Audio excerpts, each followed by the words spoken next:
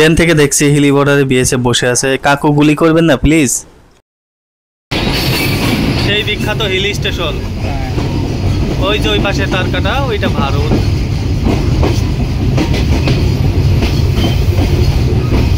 এখানে থামবে নাকি? নাইস।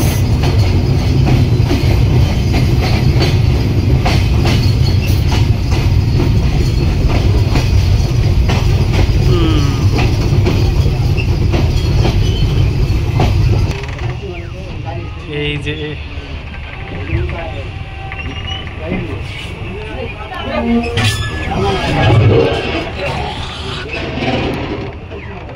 বন্ধুরা, এখন যে অংশটি দেখা যাচ্ছে এটা হচ্ছে বাংলাদেশের বর্ডার গার্ড অফ বিজিবি, তাদের অফিস এবং সীমান্তের তাদের এই জায়গায় ক্যাম্প।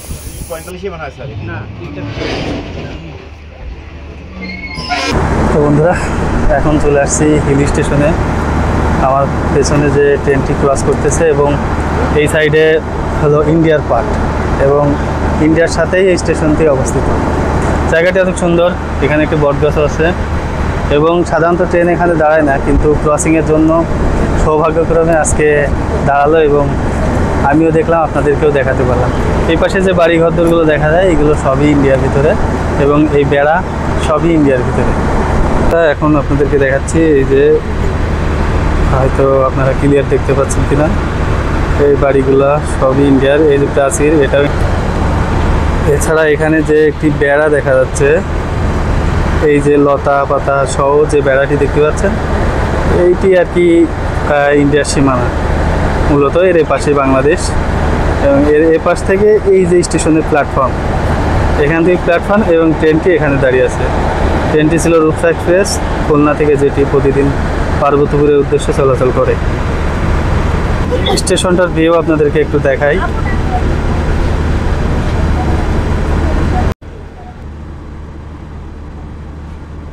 ওই যে দূরে প্রাচীর ও বাড়ি যেগুলো দেখা যাচ্ছে এবং যে পানির ট্যাঙ্কগুলো, এগুলো সম্পূর্ণ ইন্ডিয়ান বাড়ি। আমাদের ট্রেনটি আবার রানিং হলো এবং রানিং অবস্থায় দেখা যাচ্ছে যে বিএসএফরা তাদের চৌকি নিয়ে বা কেউ কেউ চেয়ারে বসে তাদের স্থানে সীমান্তের ওপাশে বসে আছে। এখানে কোনো তার কাটা নাই, জাস্ট একটা রেখা বা একটা পিলার পোতা আছে, তার ওই পাশেই ইন্ডিয়া। ইন্ডিয়ান পূজা মণ্ডপ এটা, তাই না? পূজা হবে মনে হয়, এই জন্য সাজাচ্ছে। এই যে প্রাচীরের এই পাশে ইন্ডিয়া।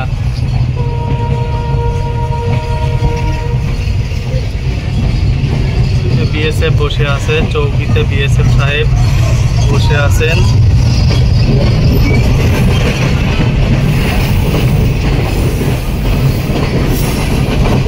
যেখান থেকে মালামাল আমদানি ও রপ্তানি করা হয়, এখান থেকে ট্রাকগুলো ঢোকে ইন্ডিয়াতে।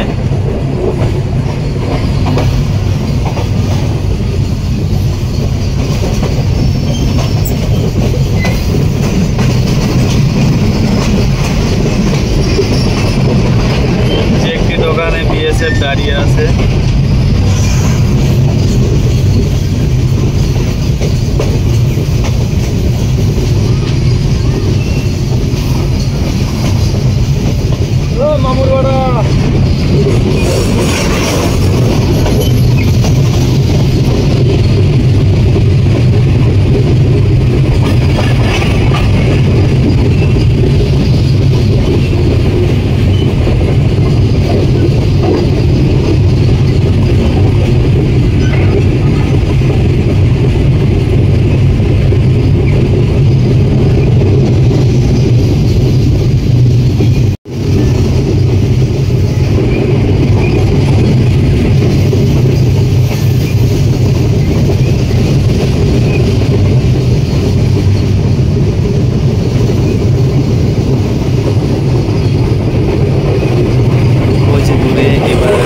কাটা শুরু হলো। এই যে তার কাটা ও তাদের সীমান্ত, যে উপরের যে ক্যাম্প এবং কিছু কিছু জায়গায় রয়েছে ওয়াচ টাওয়ার।